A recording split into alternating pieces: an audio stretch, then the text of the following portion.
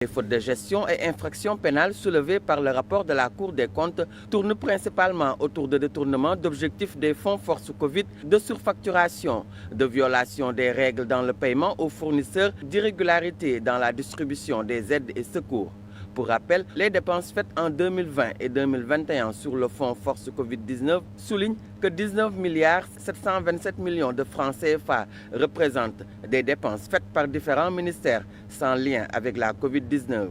La Cour des comptes avait aussi révélé une surfacturation de plus de 2,7 milliards de francs CFA sur le prix du riz acheté et distribué aux populations les plus démunies dans un contexte de confinement et plusieurs défauts de pièces justificatives de dépenses. La Cour des comptes a constaté un paiement en espèces aux fournisseurs pour un montant de 2,5 milliards de francs CFA alors que les textes imposent un règlement des dépenses de l'État par chèque ou virement bancaire ou postal. Les corps de contrôle de l'État ont révélé aussi que 3 agences de voyage appartenant à la même personne ont remporté 17 marchés pour un total de 15 milliards de francs CFA de fournitures médicales, des structures qui n'avaient aucune expérience dans la fourniture d'équipements médicaux. L'analyse des aides et secours a fait ressortir que des personnes ayant les mêmes prénoms et noms de famille avec des numéros de carte d'identité identiques et parfois les mêmes adresses ont bénéficié plusieurs fois de l'aide avec des montants différents. Dans ses recommandations, après audit, la Cour des comptes avait demandé au garde des Sceaux l'ouverture d'informations judiciaires contre au moins 10 personnes, dont des responsables de différents ministères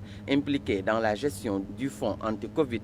Il faut rappeler que dans la gestion des fonds force Covid, le ministère de la Santé avait perçu 60 milliards de francs CFA. L'ADIC avait auditionné au moins 200 personnes impliquées dans la gestion de ces 60 milliards et un dossier lourd de 400 kg a été transmis au procureur avec des orientations sur les présumés responsables de fautes de gestion et d'infractions pénales liées à la gestion de ces fonds force Covid.